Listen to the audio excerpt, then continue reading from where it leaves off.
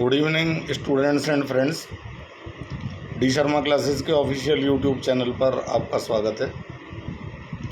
आज मैं आपको ऑर्गेनिक के बारे में कुछ 11th की ऑर्गेनिक के बारे में कुछ बेसिक पॉइंट्स समझाने वाला हूं। लगातार 11th की ऑर्गेनिक पर ही अपने वीडियो हम डाल रहे हैं। तो आज का टॉपिक हमारा रहने वाला क्लासिफिकेशन ऑफ ऑर्गेनिक कंपाउंड्स। तो हम जानते हैं कि जिस ऑर्गेनिक कंपाउंड वो कंपाउंड होते हैं जिनमें कार्बन होता है। If any compound contain carbon atom, then such compounds are called organic compounds. And we must know that the first organic compound prepared in lab is urea. It was synthesized by Wohler. तो urea was the first organic compound that was prepared in lab. इससे पहले हम लोग ये मानते थे कि organic compound हमेशा नेचुरल सोर्सेज से ही प्राप्त होते हैं और ऑर्गेनिक कंपाउंड्स को लैब में नहीं बनाया जाता। लेकिन वोलर ने यूरिया को लैब में सिंथेसाइज करके ये मेथड तोड़ा और उसके बाद आज लगभग सभी प्रकार के ऑर्गेनिक कंपाउंड्स हम लैब में बना सकते हैं। इवन बड़े से बड़े मॉलिक्यूल जैसे हीमोग्लोबिन, कोलेस्ट्रॉल और विटामिन B12, ये सब भी क्लोरोफिल लैब में बनाए जा चुके हैं आज। तो we must know that the organic compounds are classified into two classes. One are called open chain compounds and the second are called closed chain compounds. तो open chain compounds contain non-cyclic structure of carbon and closed chain compounds contain the cyclic structure of carbon. तो closed chain compounds हमारे फिर दो तरह के होने वाले हैं, homocyclic and heterocyclic. In homocyclic compounds the cyclic ring contain carbon atom only. Carbon की रिंग केवल बनेगी, C single bond C single bond C. इस प्रकार से जो रिंग पोर्शन सिंथेसाइज होगा that will be synthesised by carbon. लेकिन जो हीट्रोसाइक्लिक कंपाउंड्स होते हैं, हीट्रोसाइक्लिक कंपाउंड्स में जो रिंग बनेगी उसमें कार्बन के अलावा कुछ और एटम्स भी लिए जाते हैं, जैसे नाइट्रोजन, ऑक्सीजन भी रिंग को कॉन्स्टिट्यूट करेंगे. Then such compounds will be known as heterocyclic compounds. अब हम ये देखना चाहते हैं कि जो ओपन चेन कंपाउंड्स हैं उसमें पहली कैटेगरी आती है हमारी एल्केन. तो जैसा कि आपने 10th क्लास में पढ़ाई हुआ है कि alkanes are the compounds having general formula CnH2n+2. जिन कंपाउंड्स का जनरल फार्मूला CnH2n+2 होता है उसे एल्केन कहते हैं. अगर n बराबर 1 लूँगा then the compound will be methane CH4. n = 2 लेने पर 2 कार्बन का एल्केन आता है C2H6. Similarly now we consider alkene. Alkenes are the compounds which contain a double bond between the two carbon atoms and the general formula of the alkene is CnH2n. If n बराबर 1 then no alkene is possible. n बराबर 2 alkene is possible with the formula C2H4 and it essentially contain a double bond. alkene की पहचान double bond जरूर होगा दो carbon के बीच में.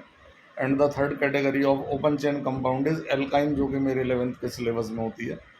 Alkynes वो कंपाउंड होते हैं जिनका जनरल फार्मूला CnH2n-2 होता है और इसमें भी अगर मैं n = 1 लूँगा तो कोई भी एल्काइन पॉसिबल नहीं है.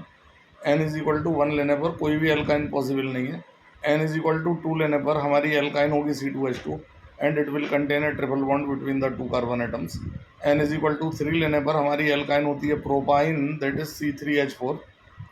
इस प्रकार से अगर हम देखते हैं कि एल्केन वो हैं जिनका जनरल फार्मूला CnH2n+2 है, एल्कीन वो हैं जिनका जनरल फार्मूला CnH2n है और एल्काइन वो हैं जिनका जनरल फार्मूला CnH2n-2 है. इसके बाद हम देखते हैं कि एल्केन्स भी 3 प्रकार के होते हैं. अगर कार्बन का स्ट्रेट चेन है मॉलिक्यूल के अंदर then the alkane is called normal alkane. अगर कार्बन स्केलेटन में मेन चेन के साथ एक ब्रांच है then the alkane is called iso alkane. और अगर कार्बन स्केलेटन में एक ही कार्बन से 2 ब्रांच निकल रहे हैं then the alkane is called neo alkene.